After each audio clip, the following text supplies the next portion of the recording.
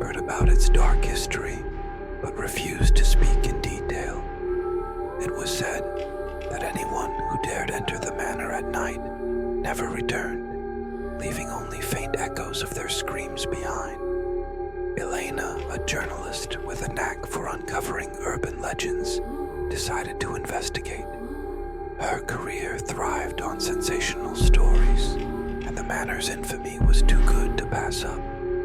Armed with a flashlight, a notebook, and her camera, she stepped into the overgrown yard just as the sun dipped below the horizon, painting the sky in hues of blood and ash.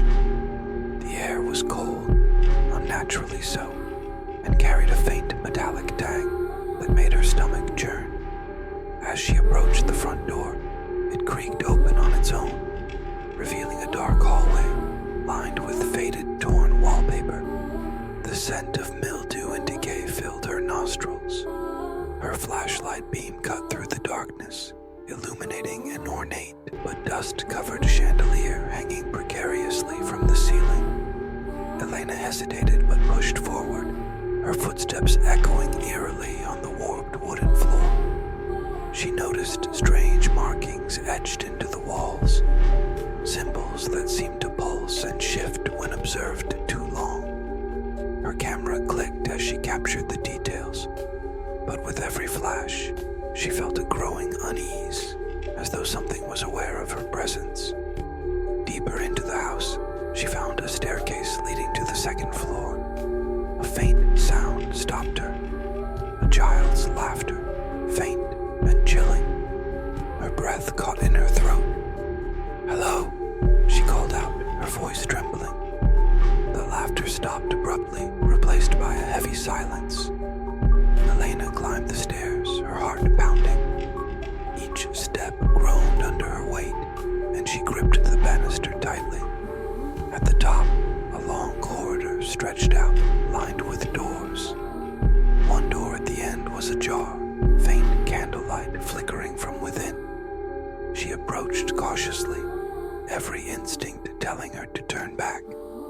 Inside the room was a small wooden table with an ancient-looking book lying open. Candles, their wax dripping like blood, circled the table. Drawn to the book, Elena leaned in to read. The pages were filled with cryptic text and gruesome illustrations of rituals and sacrifices. Suddenly, the door slammed shut behind her. She spun around, her flashlight flickering. A cold wind swept through the room, extinguishing the candles. In the darkness, she felt a presence, something watching her, its breath cold against her neck. She turned the flashlight toward the source, but the beam caught nothing but empty space. Then, the whispers began. Low and guttural, they surrounded her, speaking in a language she didn't understand. She backed into the table, knocking over the book. As it hit the floor, the whispers grew louder, almost deafening. The room seemed to shift, the walls closing in, warping and twisting like a living entity. A shadow emerged from the corner, humanoid but grotesquely distorted, its limbs unnaturally long, its eyes glowing with malevolence. It reached for her, and as she screamed, her flashlight died, plunging her into complete darkness. In the pitch black, she could feel its touch, cold, slimy, and suffocating. Her screams echoed through the manor but were swallowed by the shadows.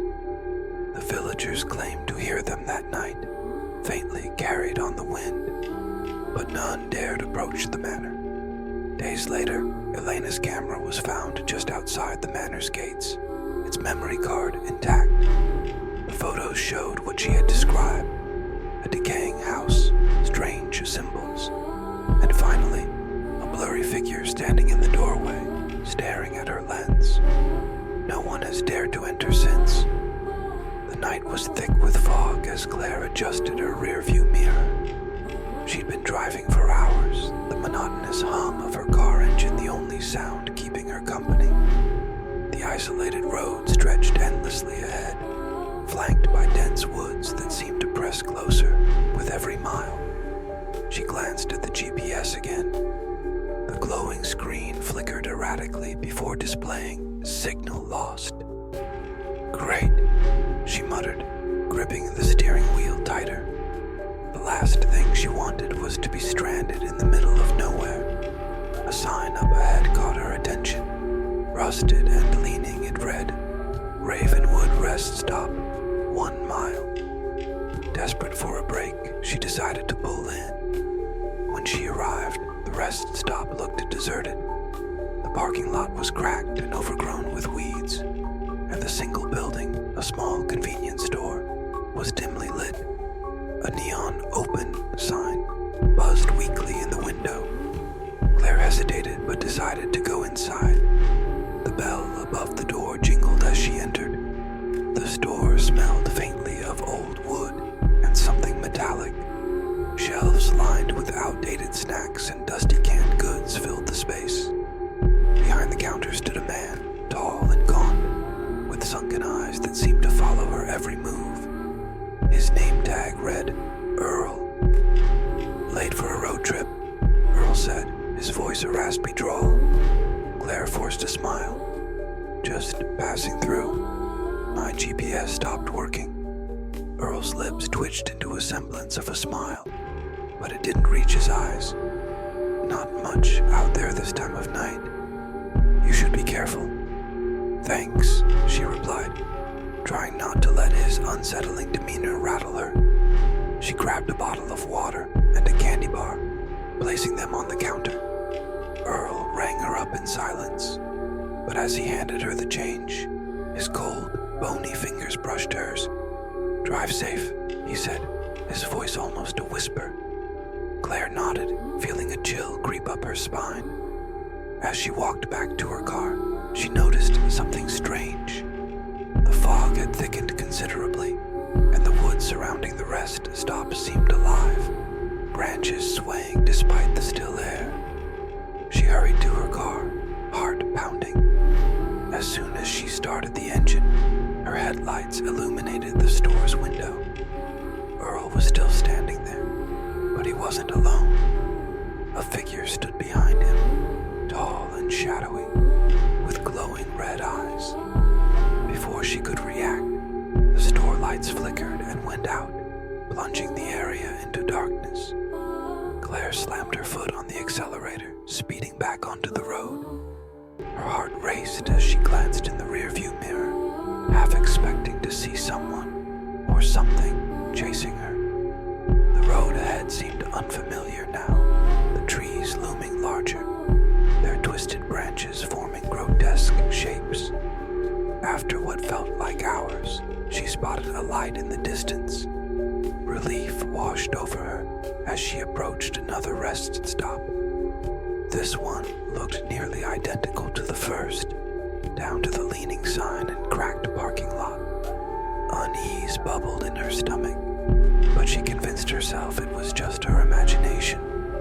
Pulling in, she noticed the same convenience store with the same weak neon sign, and through the window she saw Earl standing behind the counter, his sunken eyes fixed on her. Claire's breath hitched.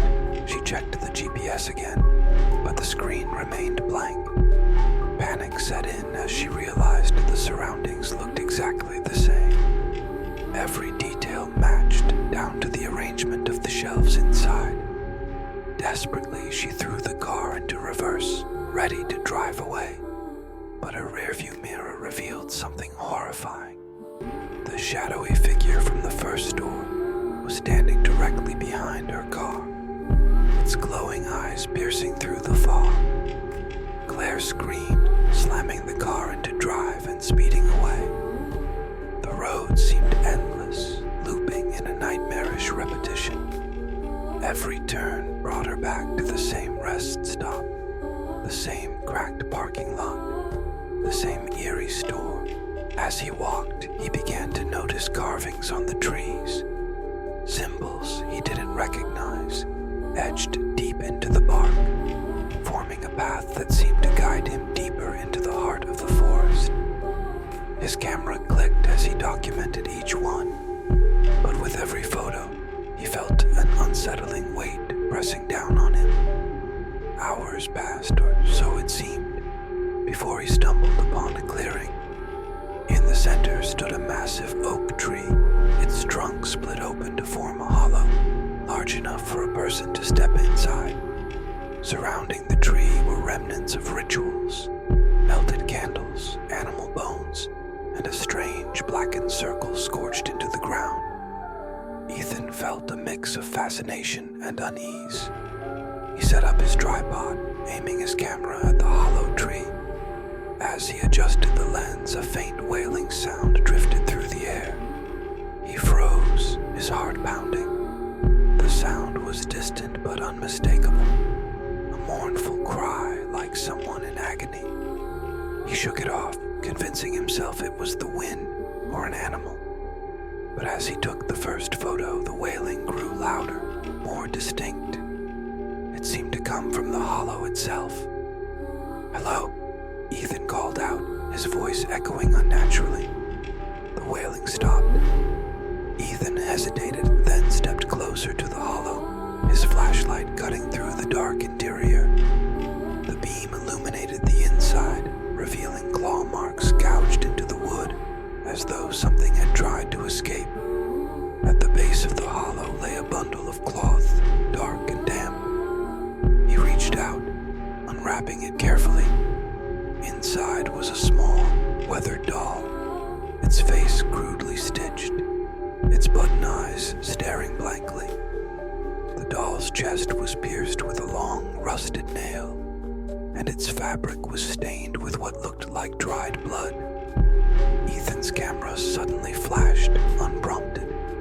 Startled, he turned to see the clearing illuminated for a split second. In that moment, he saw them, figures standing just beyond the circle of trees. Pale, shadowy figures with sunken eyes and mouths that gaped impossibly wide. The flash ended, plunging the clearing back into darkness. "Who's there?" he shouted, his voice trembling. The wailing returned, louder now, surrounding him. The figures began to move closer, their forms flickering like distorted images on a broken screen. Ethan grabbed his camera and ran, the beam of his flashlight bouncing wildly as he navigated the forest. The symbols on the trees seemed to shift as he passed, their meanings indecipherable but menacing. The wailing grew sharper, almost screaming now, and he could feel the air grow colder with each step. Ethan tripped over a root and fell hard, his camera skidding away. As he scrambled to his feet, he saw the massive oak tree in front of him again. Somehow, he had run in a circle. The hollow was no longer empty. A figure stood inside, its head tilted unnaturally to the side, its eyes glowing faintly in the dark. Ethan backed away, his breath hitching. The wailing stopped abruptly, replaced by a deafening silence. Then, in a voice that sounded like shattered glass scraping over metal, the figure spoke. "You brought it back." Before Ethan could react, the figure lunged, its elongated limbs wrapping around him with inhuman strength. The last thing he saw was the hollow tree swallowing them both, its gnarled bark closing like a mouth. Days later, hikers found Ethan's camera near the edge of the Wailing Woods. The memory card contained dozens of photos, most of them blurry and indistinct. But the final image was clear, a close-up of the hollow tree, its dark interior filled with countless staring faces, all frozen in silent screams. The train station was nearly deserted, the flickering overhead lights casting long, eerie shadows across the cracked tiles. Nathan checked his watch again. 11:45 p.m. The last train was supposed to arrive at midnight, and he was the only one waiting. His footsteps echoed as he paced the platform, the cold December air biting at his exposed skin.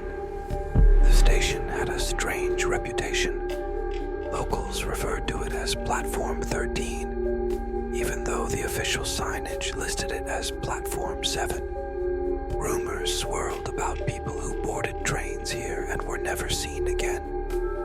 Nathan dismissed the stories as superstitions, fueled by the station's old, decaying architecture and the uncanny silence that hung in the air. A faint rumble in the distance snapped him out of his thoughts.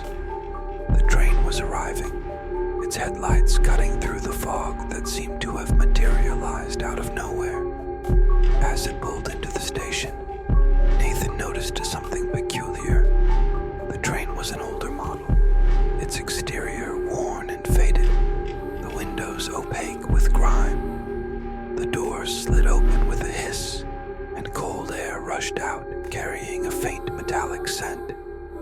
The interior lights flickered weakly, revealing a mostly empty cabin.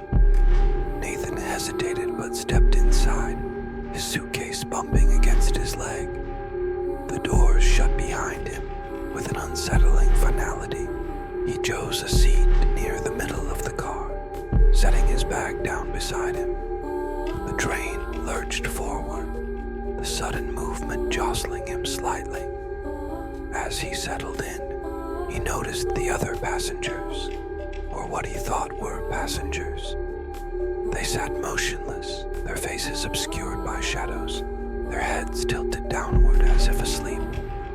Nathan's unease grew. Something about them felt wrong. He tried to convince himself it was just his overactive imagination, but the silence in the cabin was oppressive, broken only by the rhythmic clatter of the train on the tracks. The lights flickered again, and for a split second, Nathan thought he saw one of the passengers lift their head. When the lights stabilized, all the figures were still, but the sense of being watched crept over him. He pulled out his phone, intending to distract himself, but there was no signal. The time on the screen read 12:15 a.m., though he could have sworn he had only been on the train for a few minutes. The train's windows offered no view of the outside, just an impenetrable black void. Next stop, Terminus, a robotic voice announced over the intercom. Nathan frowned. He hadn't seen Terminus listed on any map when he planned his route. He decided to get off at the next stop, figuring he could find a cab or wait until morning for another train. The train slowed and the cabin lights dimmed. The doors slid open, revealing a platform shrouded in fog. Nathan stepped out cautiously, his footsteps echoing on the cold, wet tiles. The station was unlike any he had ever seen. The walls were lined with crumbling stone, ancient carvings etched into their surfaces. The air was heavy, carrying a faint hum that seemed to vibrate deep in his chest. A single bench sat near the center of the platform, and on it lay an old, leather-bound book. Drawn by a strange compulsion, Nathan approached and picked it up.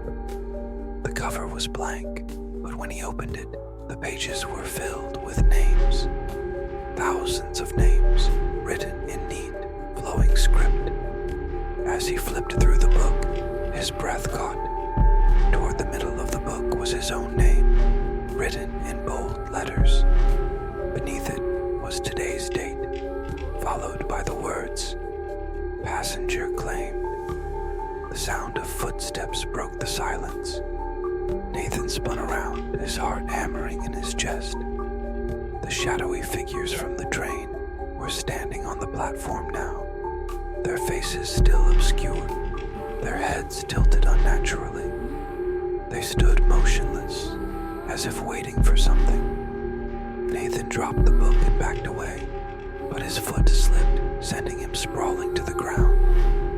When he looked up, the figures were closer, their forms blurry and indistinct. The hum in the air grew louder, almost deafening, as the platform seemed to warp and twist around him. The last thing Nathan saw was the train pulling away, its windows now clear. Inside, he caught a glimpse of his own reflection staring back at him, seated among the other passengers, his face blank and lifeless. When authorities investigated the station the next day, they found Nathan's suitcase sitting on the platform. The train schedule listed no arrivals or departures after 10 p.m., and there was no record of a train bound for Terminus. The book was never found. The old lighthouse stood on the edge of the jagged cliff, its silhouette stark against the pitch-black sky. For years it had been abandoned, left to the mercy of the wind and waves. Locals whispered about the light that would sometimes flicker in its lantern room, even though the power had been cut off decades ago. They called it the Keeper's Curse, claiming it was haunted by the last keeper who had mysteriously disappeared. Elena didn't believe in ghosts. A freelance journalist, she was always chasing the truth behind urban legends. The lighthouse at Hollow Point was her latest obsession. Armed with a flashlight, her notebook, and a digital recorder, she arrived just as the tide began to rise, the sound of crashing waves echoing in the night. The door to the lighthouse was ajar, creaking softly in the wind. Pushing it open, Elena stepped inside, the smell of salt and mildew overwhelming her senses. The interior was in ruins. Broken furniture, rusted tools, and shards of glass littered the floor. The walls were adorned with faded nautical maps, and the remnants of a logbook lay scattered across a desk. She picked up a torn page. The handwriting was frantic, the ink smudged as though written in a hurry. The light must never go out. They come in the dark. Elena frowned, tucking the page into her notebook. She turned on her flashlight and began to ascend the spiral staircase that wound its way up the tower. The metal groaned under her weight, each step amplifying the eerie silence that surrounded her. Halfway up, her recorder picked up a faint sound, a low, rhythmic tapping. She paused, straining her ears, but the sound stopped. Shaking off her unease, she continued upward, the narrow staircase growing colder with every step. When she reached the lantern room, the air was freezing. The massive lens stood intact, its glass polished to an impossible gleam, despite the years of neglect.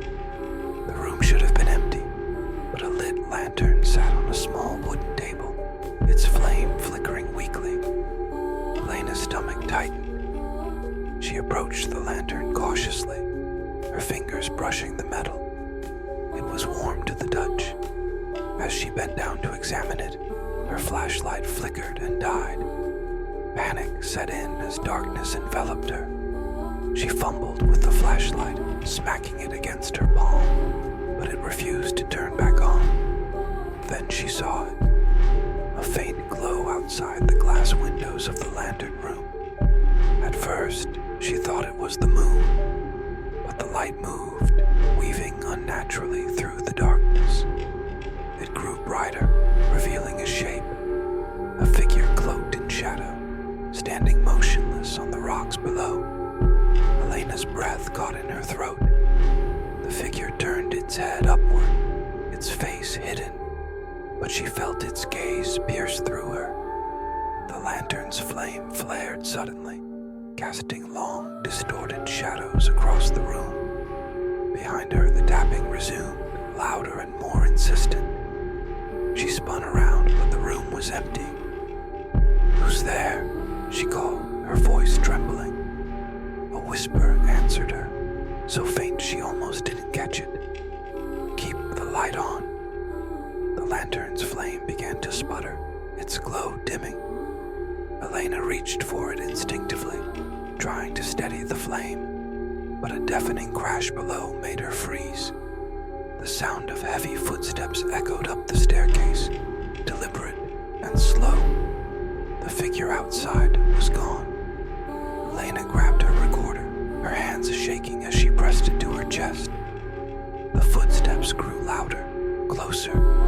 She backed away from the lantern, her eyes darting between the staircase and the windows. When the footsteps stopped, the silence was suffocating. A hand slammed against the glass window beside her. Elena screamed, stumbling backward. The hand was pale, almost translucent, its fingers impossibly long and clawed. It dragged down the glass, leaving streaks that seemed to shimmer faintly in the lantern's dying light. The lantern went out. In the pitch-black darkness, Elena heard whispers all around her, voices overlapping, chanting in an incomprehensible language. Cold fingers brushed her shoulder, and she spun around, swinging her flashlight wildly. It flickered back to life, illuminating the room for a brief second. She wasn't alone. Figures surrounded her, their hollow eyes glowing faintly, their mouths stretched into grotesque smiles. They reached for her, their hands merging with the shadows. Elena screamed, the sound swallowed by the howling wind outside. The next morning, the lighthouse stood silent, the doors swinging lazily in the breeze. Elena's car was found parked nearby, her notebook on the passenger seat. Inside, the torn page she had taken was missing, replaced by a single message scrawled in fresh ink. The light must never go out. No one ever saw her again.